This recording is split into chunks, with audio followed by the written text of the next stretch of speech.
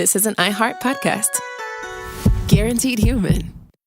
The springtime thaw is finally here. Flowers are blooming. Days are longer. We're saying yes to more plans and finally getting outside, running, walking, just moving again. It's the perfect time to upgrade your everyday go-tos with Bombas. Take Bombas sport socks. They're super comfortable and designed with sport-specific tech for running, cycling, yoga, hiking, you name it. I use them to run in, and I can tell you they work beautifully. So head over to bombas.com and use code SYSK for 20% off your first purchase. That's BOMBAS.com, code SYSK at checkout.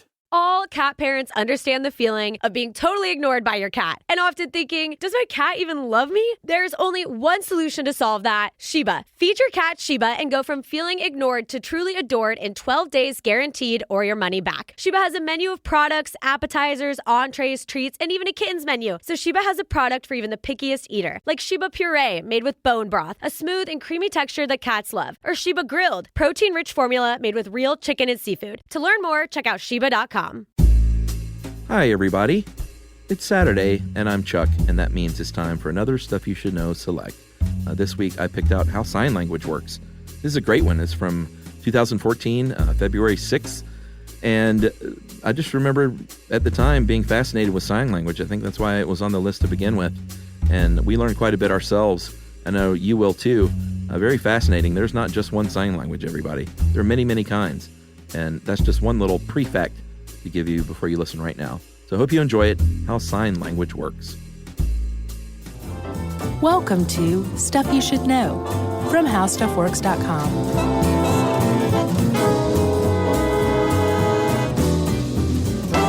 Hey, and welcome to the podcast. I'm Josh Clark. With me, as always, is Charles W. Chuck Bryant, and there's Jerry, and the three of us together are Stuff You Should Know. Hey, buddy. Hey. How's it going? It's going pretty good. I have to say, this was one of the better articles I've read in recent memory. Wow. By Mr. Jonathan Strickland, our nemesis at Tech Stuff.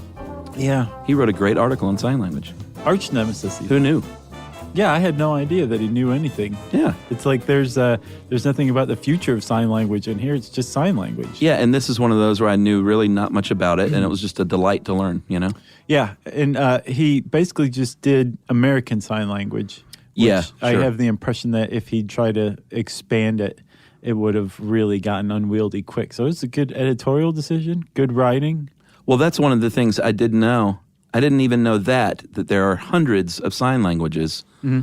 I kind of thought it was all the same, but he makes a point even that you may be better able to communicate with someone speaking French Sign Language, because that was the basis of American Sign Language, right, than to speak sign language if you're American with someone speaking British Sign Language. Yeah, because it's just different. Sharing a common spoken language with another country does not mean has nothing to do with that they share common sign languages. Yeah. No, and that's a really good point, because it reveals that the deaf community has over time just basically said, we're going to do this ourselves. Yeah, and it even gets to the point where regional dialects, just like a regular spoken language, mm-hmm. it basically just is a regular language. Well, like right. The more I read it, the more I was like, this is just like speaking English or speaking Southern English or Midwestern English. Sure. You know? Yeah, and it, depending on your community, the community you're raised in, the type of house you were raised in, that's what will necessitate what kind of sign language you learn or develop or whatever. Pretty cool. Yeah, it is. And let's talk about the history of this a little bit first. Okay. So, Chuck, humans have a long and storied history of mistreating groups that are different from everybody else. It's what makes America great. Not just America. It goes back even further than that. Humanity. The deaf community, up until shamefully recently, were kind of one of those groups that were just kind of mistreated. Yeah. The Torah, for example, forbids deaf people from fully participating in some of the rituals in the temple. The ancient Greeks wouldn't allow deaf people to be educated. St. Augustine, he's a saint, for goodness sake. Yeah. He taught that deaf people were evidence that God was angry at their parents. Wow. Yeah. It wasn't until about the Renaissance that anybody finally took a stab at educating deaf people, and Yeah. they found pretty quickly that, they just can't hear. Right. That's the thing. Right. They can learn very quickly, and just like you and me. So that kind of became the springboard once people figured out that you can educate deaf people to them being included more into a normal society. Yeah. But for a long time, they were mistreated. And as a result, I think they kind of, well, I'm speculating here, but I think they kind of said, we're going to handle this ourselves, like I said. Right. Like, we're going to develop our own language. Take matters into our own hands, literally. Yeah. Yeah. And that's where sign languages started to come from. Just necessity is the mother of invention. Sure. You need to be able to communicate with people around you. And so sign language developed in communities where there were deaf people who were accepted and not just kind of put to the side. Yeah, before it was even, they were getting official with it, people were using sign language. Right. Because they were like, well, I don't care if you're going to make it some official language or not. We need to talk to each other. Exactly. So we're going to figure it out. And not only do they need to talk to each other, they need to talk to the community at large as well. Sure. And there's actually this really cool story on Martha's Vineyard. There was up to a quarter of the population when they moved over here from England. They were an isolated population. Mm-hmm. So they suffered what was called a founder's effect, where the population just kind of bottlenecked. Yeah. And these families intermarried. But they didn't marry outside of their group. Yeah, yeah. So deafness was a hereditary deafness was a trait that was passed along the group. So up to a quarter, 1 in 4 people in this community were deaf. Really? Right. As a result of this community on Martha's Vineyard in the early 18th century having up to a quarter of its population deaf, a specific type of sign language called Martha's Vineyard Sign Language developed. And not only were the deaf in the community proficient in it, everybody in the community was proficient in it. Wow.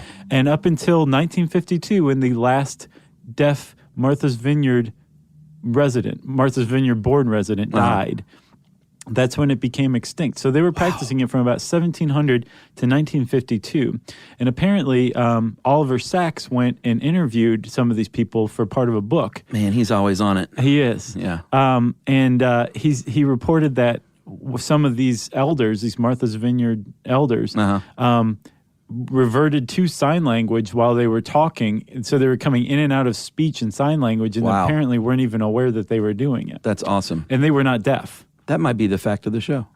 Martha's Vineyard Sign Language? Yeah. It could be one of them. I think there's a bunch in here. Yeah, agreed. So if we're talking about history, we have to go back to the early 1800s to a dude named Thomas Hopkins Gallaudet. And he was a minister to the deaf, and he went to Europe because, like we said, in France is where it sort of originated officially. And he wanted to learn some techniques on how to teach this stuff. Met a guy named Roche Ambrose Cucuron Sicard, who was an abbé. Abbé Sicard. Yeah, it's a title. He's like a clergyman. Right. He was the director of the School of the Deaf in Paris, and he learned some stuff from him and then plucked one of his students, Laurent Clerc, and said, hey, there's big money in this. Let's go start a school in the United States. Mm-hmm. That probably wasn't his motivation. I hope not. Although you never know. Nothing wrong with making a little money by starting a school. Sure. So they established the American School for the Deaf in 1817 in Hartford, Connecticut, and went on, like they incorporated what they learned in France with what was already going on in the United States. Right, which is why, like you said, if you are an American Sign Language speaker and you go to France and you're speaking with a French Sign Language speaker, you'll probably be successful because American Sign Language is partially rooted in French Sign Language. Yeah, more so than like going to England. This is so weird to think about. Yeah. And they ended up founding as well Gallaudet University in D.C. Go Bisons. Is that right? Yeah, they got a football team. I played for the Beverly Bisons in elementary school.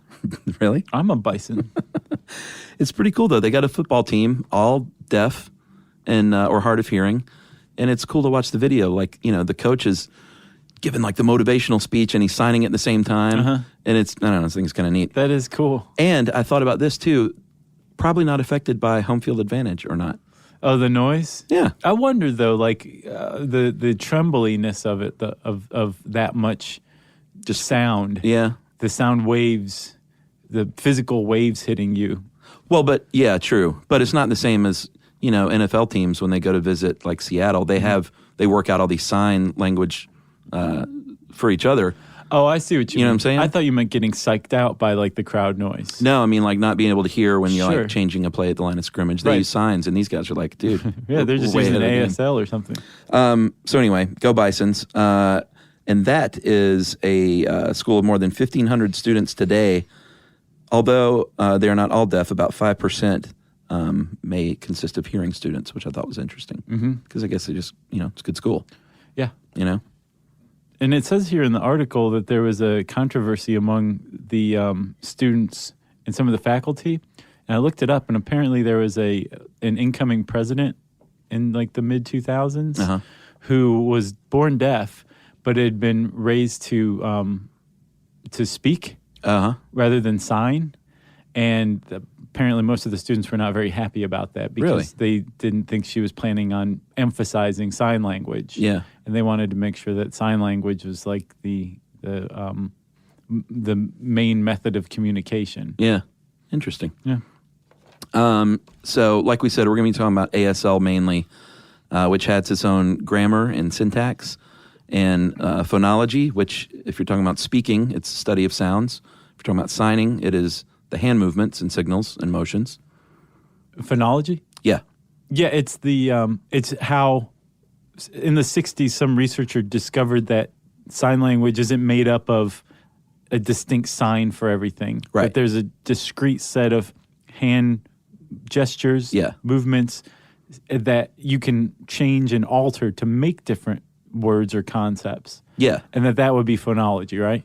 Yeah, it's I don't think we pointed out, sign language, American Sign Language is not literally trying to translate each word someone speaks. It's about the concept and getting the point across of what someone is saying. Right. And we'll get into that. It'll make more sense in a minute. So, but that's phonology. And phonology, as far as speech goes, would be syllables.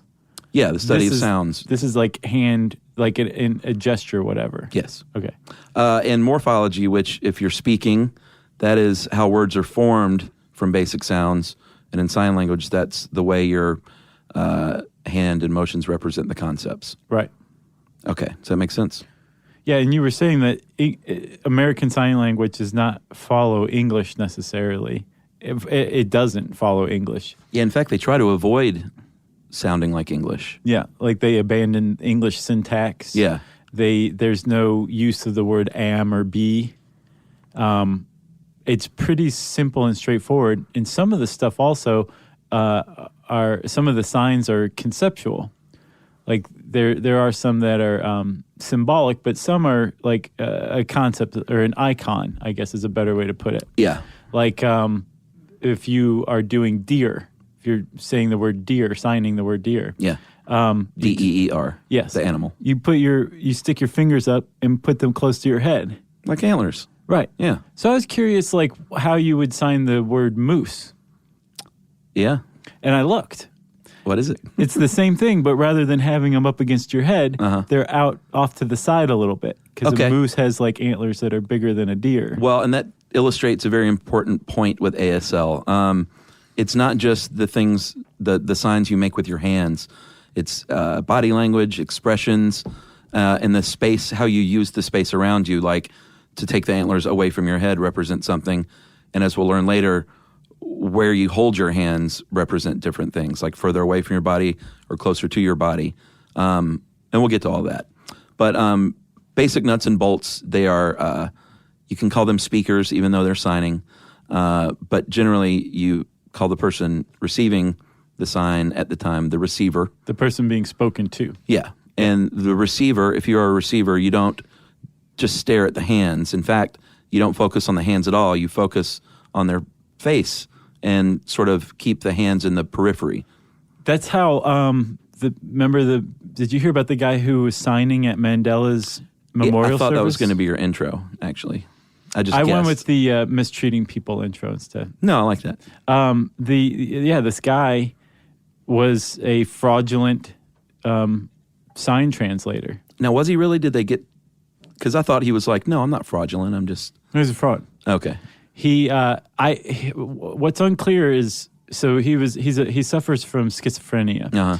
and he was hired on officially to do this, and they think that the way he was hired was because his rate was about half of what a normal sign translator That red would have flag. been. Yeah. So they basically just went with the cheaper option. Sure. And didn't do their due diligence and figure him out, because he'd actually done this before, where he doesn't know sign language. Yeah. And he apparently has no malicious intent or anything like that. I don't know if he just needed money, or if he thinks he knows sign language, or if he wants to know sign language, or he feels like he can get it across. But during Mandela's funeral, he was doing all this sign language, and it was total nonsense. So none of it was real at all? No, it was utter gibberish. Yeah.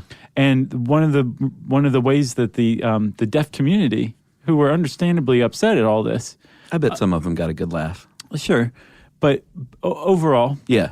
they said, if you're doing sign, you don't just sit there with like a stone face, which this guy was doing. He was all hand gestures. Oh, yeah. And the hand gestures didn't mean anything. Right. But then also you express most of sign language with expressions, with facial expressions, with movement. Yeah. You don't just stand there because it doesn't do anything. You're not getting your point across. Yeah. So this guy, one of the ways he was found out, Was the fact that he was like stone-faced? yeah. Wow. And if you go and look at it, he's not moving his face at all. Like he's completely Yeah. solemn. He was found out pretty quick, too. Yeah, because I'm sure there were people watching it who Yeah. were like, Yeah. what's going on? This guy's talking gibberish. So weird. Yeah.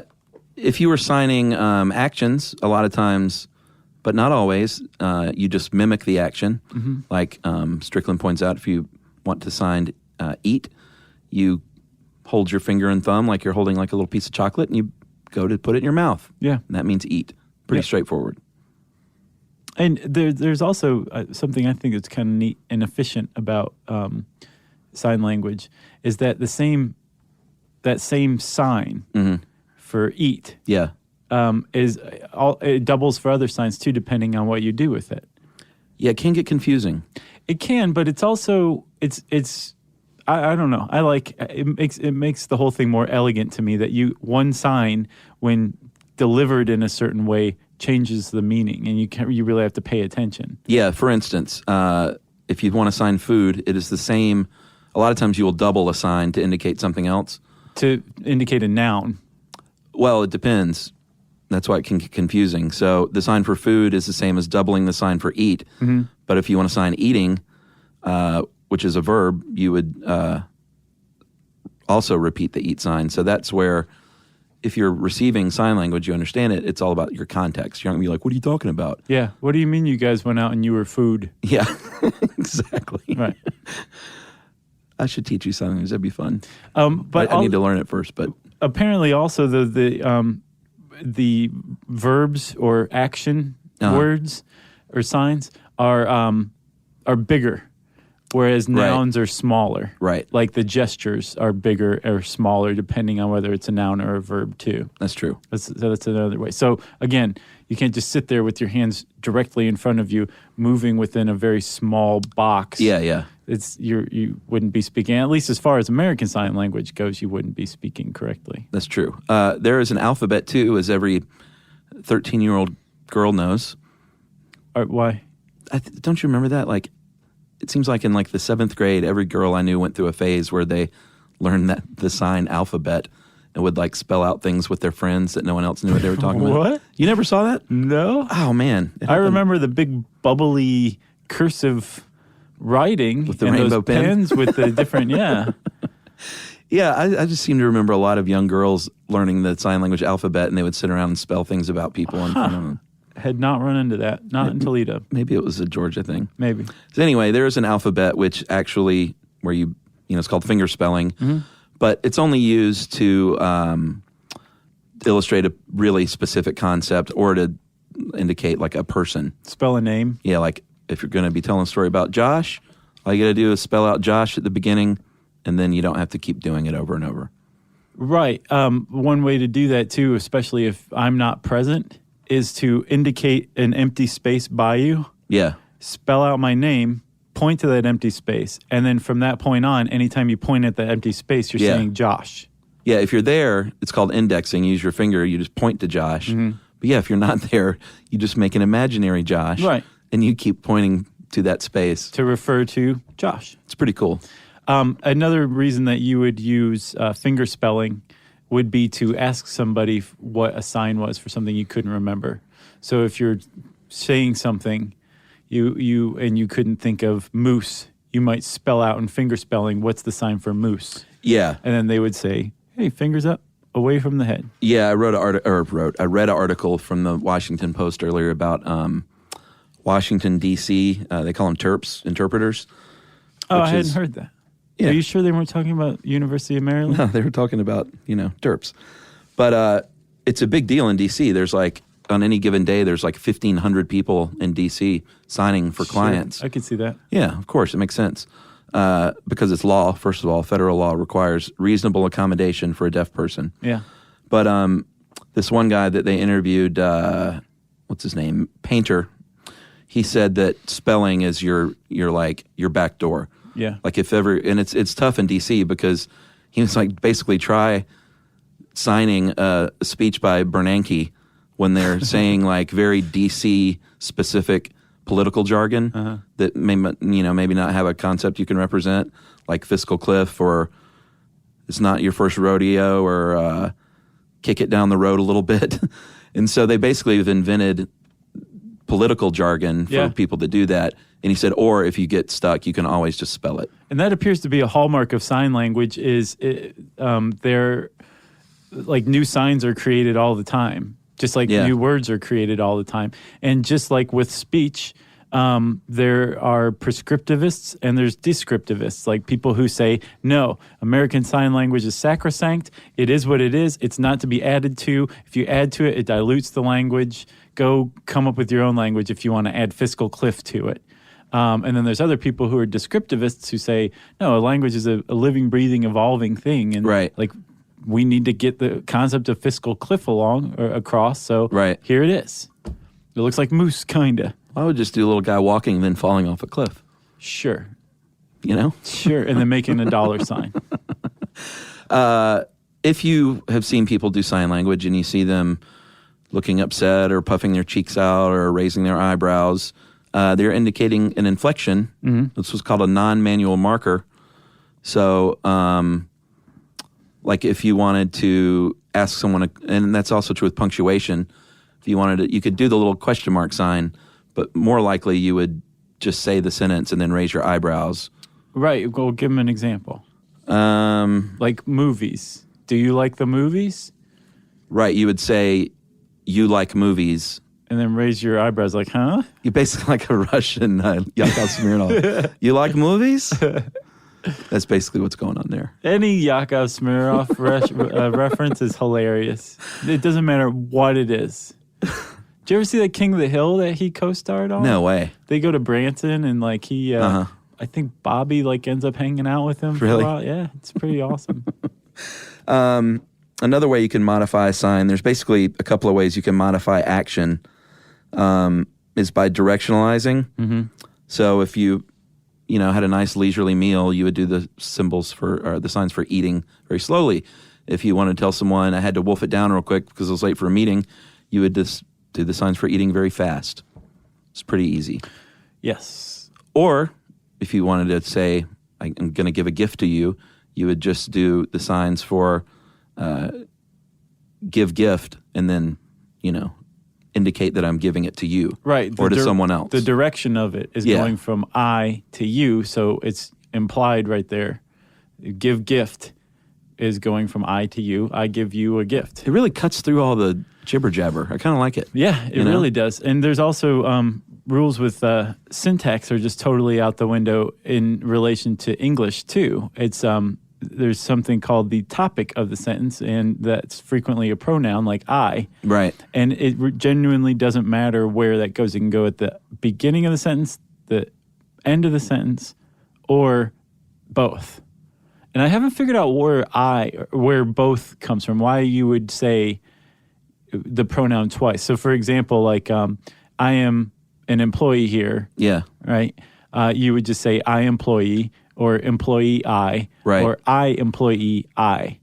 And I can't figure out, hopefully somebody out there can let us know why you would want to say what the purpose is for saying it twice. but it's allowable structure-wise. Interesting. Yeah. So within that structure, I think you said it was topic comment structure. Generally, the comment is the predicate. So, man, this took me like down memory lane. Yeah, I was like, "What's a predicate again?" Yeah. It says something about the topic or the object. If you were talking about English, and then there's the tense, of course. If you want to talk about when something happened, you can do it in a variety of ways.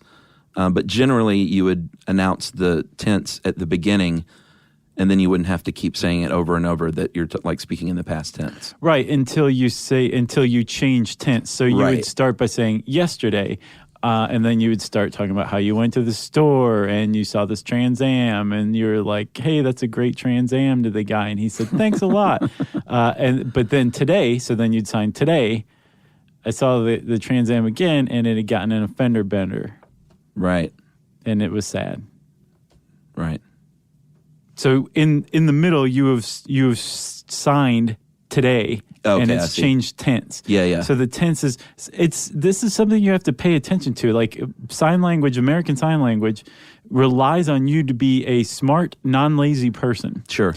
Because you have to pay attention. You have to keep up with what you're saying. So you can't just drift off or just start staring into the middle focus. You have to be paying attention. And it's not just because you're watching the signs or anything like that. Like it can change and switch very suddenly. Yeah. Going from yesterday to today, and then everything after that stays the same. And you have to look for a change in tense so you don't miss it and get confused. Yeah, and they're quick too. And it relies on you to understand context as well. So, for example, if you were saying, I had lunch today. Yes. I went out for lunch today. You can't even speak it in English. Right. I went out for lunch this afternoon. Okay? Yeah.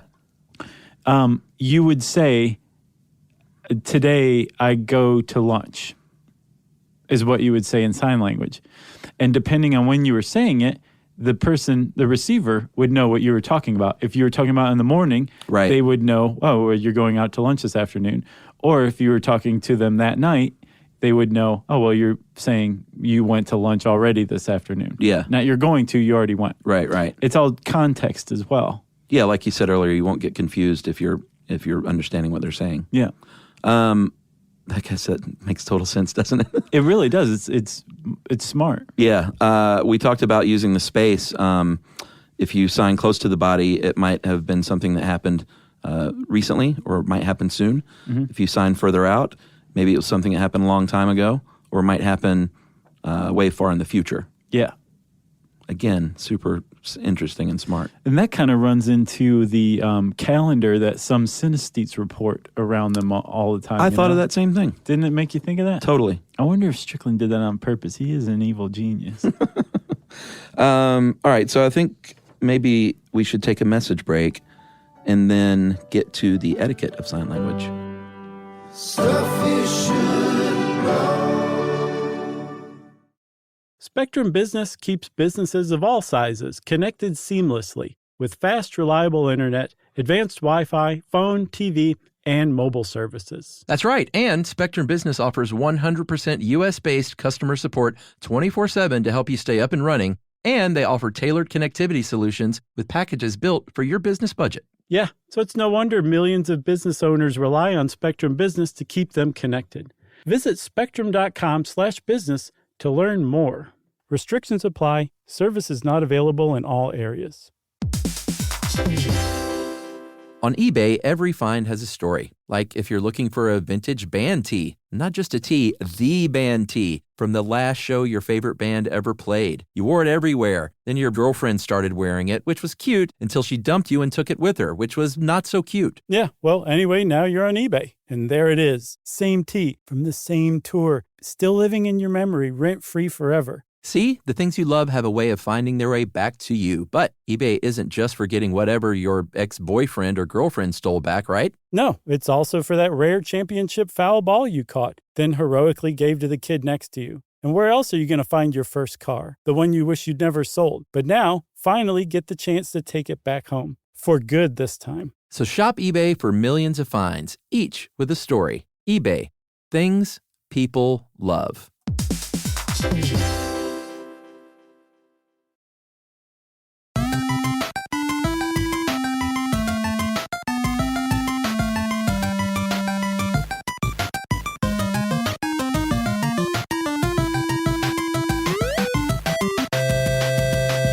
All right, Chuck, we're going to talk about Mr. Manners. etiquette. Yes, there is etiquette, like with regular speaking language. You need to wait for the speaker to finish signing, and then they'll look at you and say it's your turn to speak.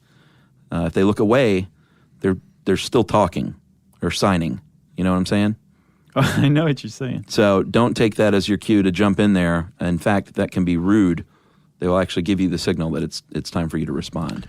Right, but if you watch two people who are signing with one another kind of frantically. Yeah, if they're like arguing. Yeah, that's one was a tactic in an argument using sign language. You don't wait until the person stops and points to you. You can just cut in, and what you're doing is interrupting them. Interesting. Yeah. Another thing that might happen if you are a receiver of sign language is the person signing might suddenly turn and start signing to somebody who isn't there. Right. So you're not supposed to take a couple steps over. Right. Yeah. They know where you're standing. Yeah. What they're saying is that they're basically saying like, and then I was talking to Todd. Right. And this is Todd all of a sudden. This is what I was saying to Todd. Right. Right? So they're not addressing you still, but they're talking about what they said to Todd. Yeah, or what Todd said. If Todd said that he has a sore back, you would look at imaginary Todd and say, I don't know what you would say, probably back sore. Sure. Or sore back. But the proper etiquette there is to just keep watching their facial expressions and gestures, just like they are talking to you. Yeah. You don't just wander off. Right. If you see... if you have nothing to do with any of this and you just see two people signing on the street, they say, according to Dr. Bill Vickers, who owns a company, he's president of a company that creates sign language programs, he said it's not rude to walk between them if you just kind of just walk quickly between them and like it's no big deal. So there's that. Right, but you don't want to be like, oh, I'm so sorry. Right. Sorry, everybody. You see me? I'm about to walk through here. So you just go through. Yeah, or I would say just go around if you can. That's Chuck's recommendation. Go around. You know, like I wouldn't walk between two people having a conversation either. Yeah. Speaking conversation, unless I absolutely had to. I thought that was a little rude too, but apparently deaf people are cool with it. All right, so good to know. So Chuck, we talked about American Sign Language, and obviously that's far from the only sign language in the world. There's hundreds. But in the States, American Sign Language is the dominant sign language. Yeah. But there's other types of sign languages that are also practiced enough to warrant mentioning here. Yeah. One is signed exact English. Man, this sounds tough. It is because it's slow. One of the advantages of American Sign Language is that it gets rid of a lot of the crud. Yeah, yeah. So like you just say, give gift. Yeah. And by the direction you're moving, you get the point across that I give you a gift. Yeah. All of these other things that you can do with the gesture, you're cutting out 2, 3, 4 words in a sentence. This whole thing made me feel like I waste a lot of words. We do, especially in English. Yeah. English is a very strange, technically difficult language. Yeah. And American Sign Language gets rid of a lot of that stuff. Yeah. Or I should say, it doesn't get rid of it. It evolved without that stuff. Yeah, that's a better way to say it. And signed exact English is like trying to literally get English across and all of its weird syntax and order and am and be and is using sign language. So it can be very slow. Yeah, like in ASL, if you wanted to sign beautiful, that could mean pretty, beautiful, lovely to look at. Mm-hmm. But they get specific with signed exact English. You would actually, if you wanted to say someone was pretty and not beautiful, you might sign the letter P and then the ASL sign for beautiful. Right. Which I guess is, if you're being set up on a date, you might want to get specific. Right. Like, is she pretty? You said she was beautiful. No, I said she was lovely. Man. What's the sign for good personality? And Strickland points out that hearing teachers who interact with deaf children prefer assigned exact English to ASL because I guess just when you're at that stage in life to match up with the English spoken language, they think that has some benefit. Well, yeah, there's I guess one way of looking at educating deaf children is this whole immersed education. Yeah. Where it's like you learn speech reading, which lip reading. Yeah. You learn sign language. Yeah. You learn to speak. You learn finger spelling. Right. You learn reading, because that's another thing too. If you just are raised on American Sign Language, you're going to have trouble reading English. Yeah. Because you're gonna say, what is be? What is? What are all these extra words? Yeah. What's with the syntax? It's not going to make sense. So there is definitely a school of thought among educators that if you have a deaf kid, they should learn everything. Yeah. Including sign language, but also all the other stuff so they can effectively communicate with non-sign language, non-signers. Right. And that's as opposed to someone who loses their hearing later in life? No, I think that's opposed to people who think like, well, we're a deaf community and sign language is enough for us. We don't have to know how to speak. Why don't hearing kids learn sign language? Yeah. Why is it on us that we have to learn all this extra stuff? Yeah. Why is there not a balance? Right. So I think that's part of, I think those are two camps. I don't know if that's the whole thing, but gotcha. I think some people think you should learn everything, where other people are like, well, sign language is good enough. Right. Interesting. Well, there's one more we'll get to in a second called Pigeon Signed English right after this message break. Stuff you should know.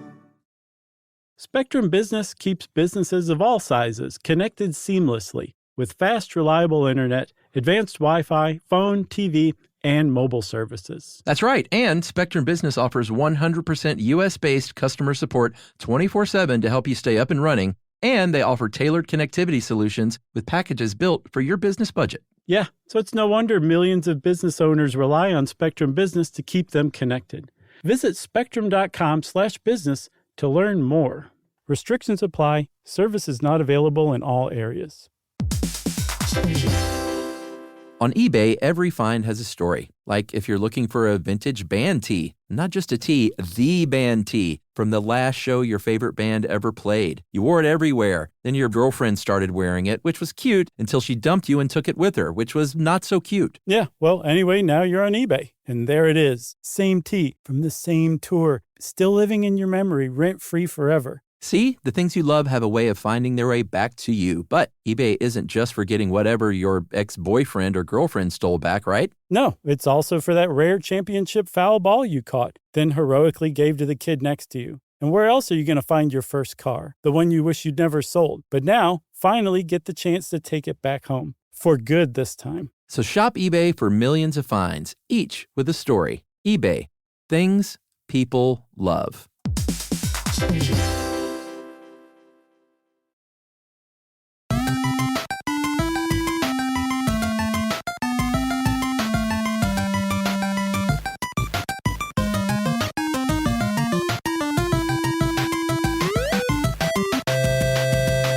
All right, so Pigeon Signed English, which is what we were talking about, is the other common form of sign language in the United States. And I don't fully understand this one. Do you? It seems to be the middle ground between signed exact English and American Sign Language. So they try to follow English syntax. But they don't have like be. Okay. So there wouldn't be like I give you a gift. Right. It might just be like I give you gift. Okay. You know? Yeah. That makes more sense. Yeah. They do not require in Pigeon Sign English prefixes and suffixes like they do in SEE. And they say it can be easier to learn than either one of the other two versions because it does match up with English syntax. Yeah, and if you're one of those educators who thinks that kids should learn everything, you would be teaching C or I imagine at least Pigeon Sign. Yeah, and they say you can speak out loud and sign at the same time easier because you're not going to get ahead or fall behind because it'll match up more. Yep, makes sense. And then there was a push because like we said, if you're deaf and a speaker of American Sign Language and you go to Great Britain, like you're going to have trouble communicating just like an English speaker would have in France. Yeah. What's a garage? Or a lift? So there was this push in the mid 20th century to create an international sign language. Yeah, that's what I thought everything was. And I kind of did too. Yeah, I was very naive about all this. Yeah, same here. The American or International Sign Language came out of the World Congress of the World Federation of the Deaf from 1951. They said, let's do this. And then 22 years later, they got around to doing it. Yeah. And they created something called Gestuno. You should say it. Gestuno? Yeah. Yeah. And it's an Italian word that means unified sign language, appropriately enough. Yeah.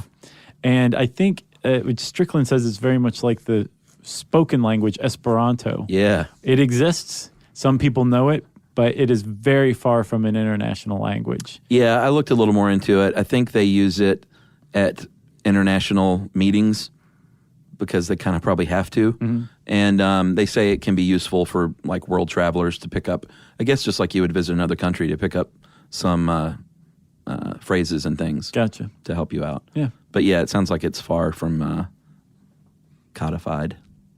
Right. Do you say codified or codified? Codified. You do? Cod. All right. And then there's babies speaking sign language.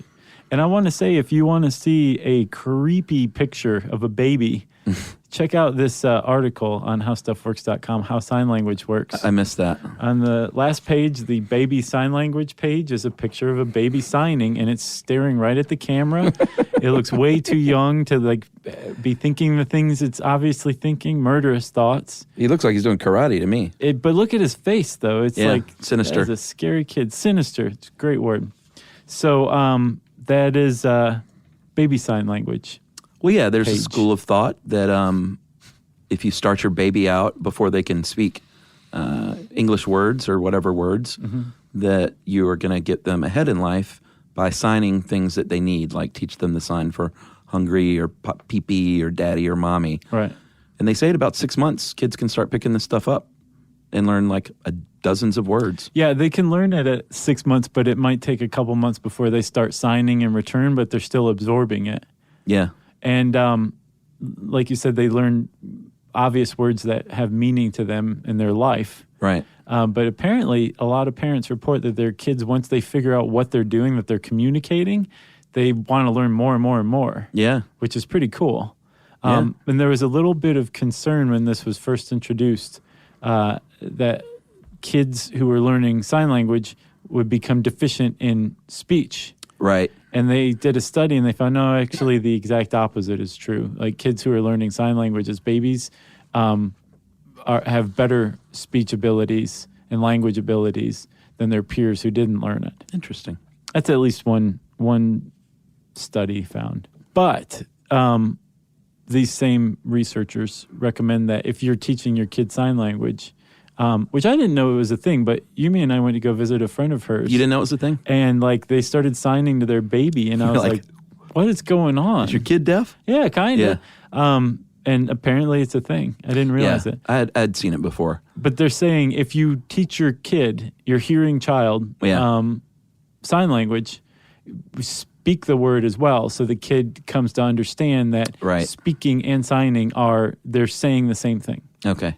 So there's not a reliance on just one or the other, I guess. Yeah, I'm glad to know that it does lead to better speech maybe later on, because when I first saw people doing that, it was kind of like I was one of those doubters.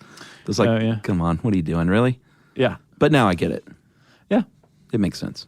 Plus, it's kind of cool. Like if you can get your 7-month-old kid to sign things to you. Yeah. It's almost like the same thing, but on the opposite end of the timeline of getting messages from the grave, you know? Like babies can't talk for a reason. I think they know stuff that they're not supposed to know, you know? So if your baby does the sign for Area 51, you're in trouble. Right. I got one more little fun thing. I was talking about the guy in D.C., Painter is his last name. He said that a lot of times they'll get hired because they have to get hired, you know, to under federal law, but there won't be anyone there that's hard of hearing. Right. But they still have to stand up there and sign. And he calls that, and the Terps apparently call that air guitar. That's awesome. Pretty good. Yeah. Cool. So sign language. Yeah. If you have a friend who is deaf or hard of hearing and is a sign language person, a signer, I guess, and you want to ask them how we did, if you go on to stuffyoushouldknow.com and go to the page for this episode, it will have a full transcript for it too, so everybody can check it out. And if you want to know more about this article, see the scary, scary baby, you can type in sign language on howstuffworks.com and it will bring up Strickland's article. That's right. So there's 2 websites for you to go to, stuffyoushouldknow.com and howstuffworks.com.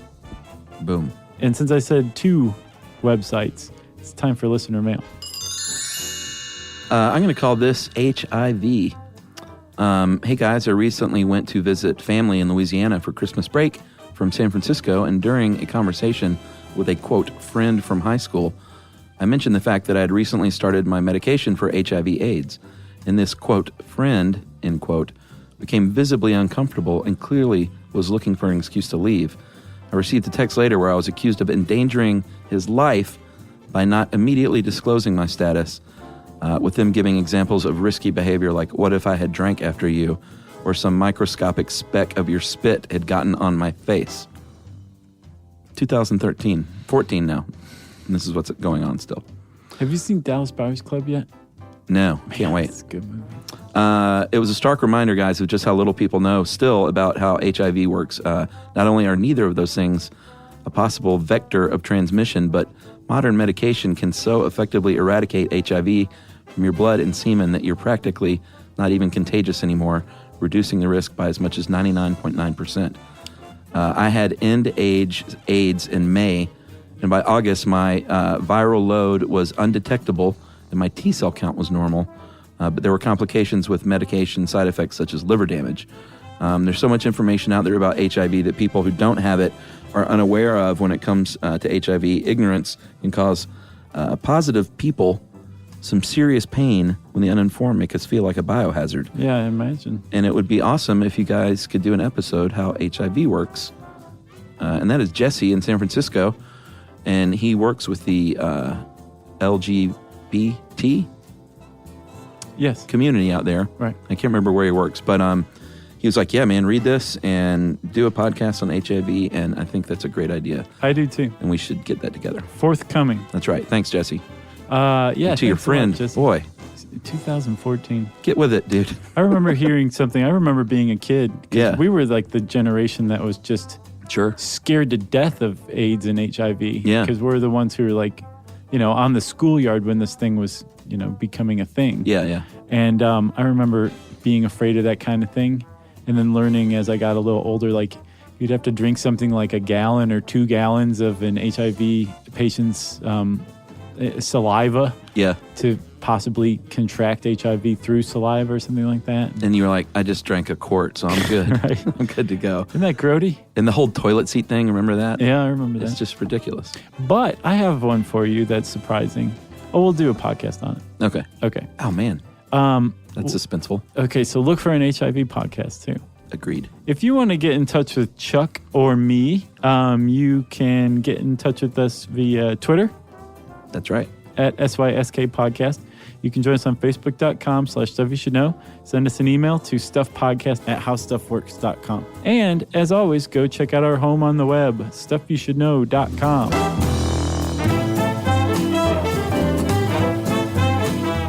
For more on this and thousands of other topics, visit HowStuffWorks.com.